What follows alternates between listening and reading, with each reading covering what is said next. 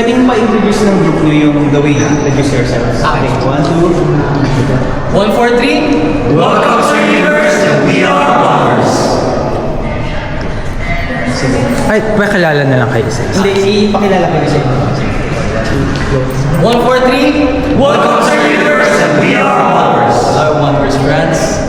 Hello, I'm Monster Sorby. Universe Miel. Wonders Tero. Wonders Marky. Wonders Cassie. Wonders Marky. Once again, Universe. We are Wonders. Salamat po. Philippine stage. We want to tour the world. We want to explore, and mostly we want to raise the Filipino name up to the highest standards of the world. In addition po, to correct it po, we are a boy band. We focus more on our vocals, less on our movements po. More like the Vamps, more like One Direction, exactly. Gusto po namin na makilala kami ng mga tao bilang Sana ay malasin ka sa kanya. Nakakawala. Ako dabayan. Ako dabayan. Ako dabayan. Lakang pakialam. Ako dabayan. Ako dabayan. Ako dabayan. Anong song siya and saan siya available? Sa anong song and anong saan siya available pa? available po siya sa all apps, sa music platforms po, sa YouTube, sa Spotify, Apple Music, Yes. lahat po. Ano i-expect namin sa sa sulong concert nyo? Siguro po this Sulong concert, we are going to bring out our true selves more. We will focus on what we are a boy group. So expect a powerful voice, expect the fun vibes, most especially.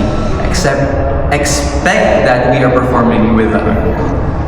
And syempre po, expect na we're really giving it all. Kasi yun nga, kagaya ng sinabi namin kanina, Christmas gift na rin namin yun sa mga universe namin. Kaya mas magte-training kami ng sobra-sobra para paghandaan talaga namin itong event.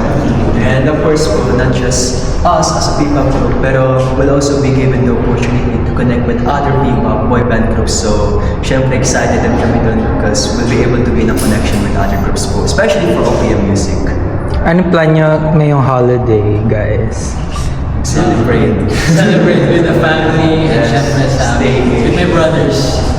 Your new And yun, balik kami sa practice. your New Year New Year resolution.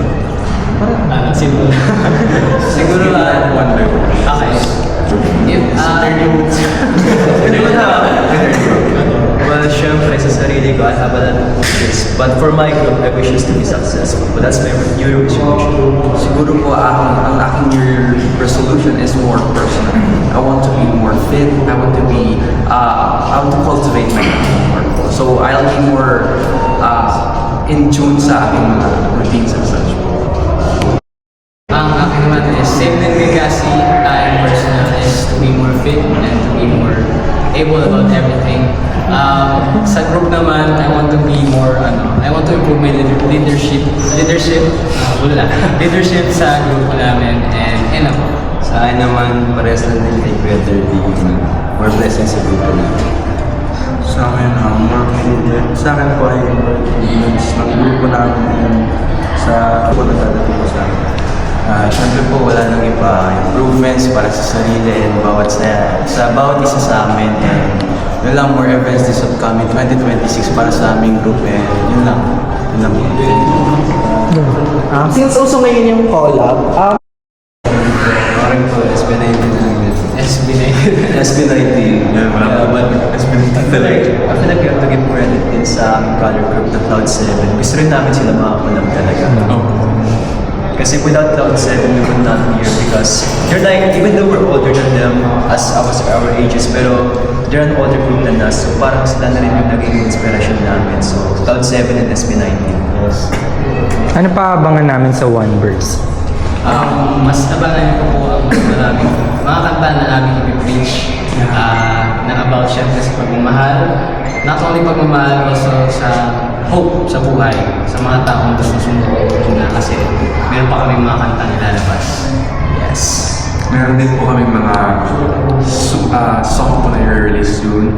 This time, hindi po siya about love. It's about the self. Kasi gusto namin na hindi lang po siya tungkol sa may pagmamahal. Gusto namin na intindihin din ang sarili. Last question. Last question. Thank you. Pwedeng about sa sarili nyo or sa grupo ninyo or sa sa country natin gusto. Country. Something how you can express yourself to yourself, not just to yourself but also to others in a way na parang ikaw, like nilalabas mo yung katotohanan. So, for joy naman, it's that feeling where parang sa tingin mo wala kang problema, wala kang stress, is that masaya ka lang sa buhay mo, parang bata ka, it's like your inner child being released. For hope, it's like you're waiting for like the future na papunta na, it's almost there, but it's like may pag-asa ka, you're hoping for something to happen, that will come. Siguro po sa akin, love is subjective. We all express love in a different way. We all experience it in a different manners po. So siguro love is more about how you receive and how you give it compared to what really is the general knowledge about it.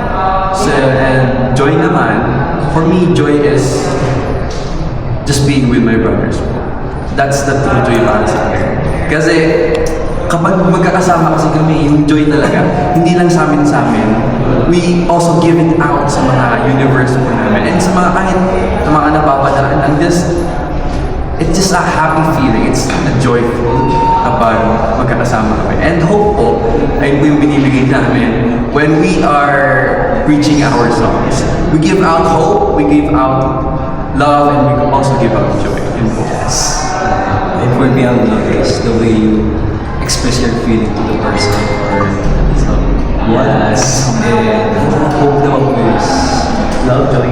Joy. Ang joy naman po is ito is which is yung mga brothers ko. One verse, kasi every time na hinahanap siya. Kasi ito yung joy ko ito yung hinahanap ko sa for example, love. And that's what is hope of yung mga pangarap ng mga brothers ko. Yes. Okay, ako naman po, ang love, hindi siya basta-basta nabibigay, hindi siya basta-basta nararamdaman. If naramdaman mo God, you're infatuated. Love is binibigay, it requires a deeper meaning.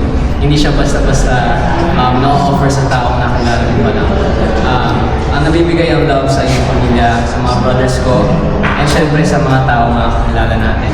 Ang joy ay hindi panghugas ng plato. Ang joy ay naman sa tuwing kasama natin ng ating mga mahal sa buhay. Yung mga nakakapangiti sa atin, naglalagay ng ngiti sa ating mukha. Ang hope naman para sa akin ay laging nandyan, nakatago. Hindi siya nagtatago actually. Lumilitaw siya pag hinanap mo. If you look for it, lalabas siya. Hindi siya basta-basta nawawala habang buhay kasi ang pag-asa lagi niya nasa tabi-tabi at sa mga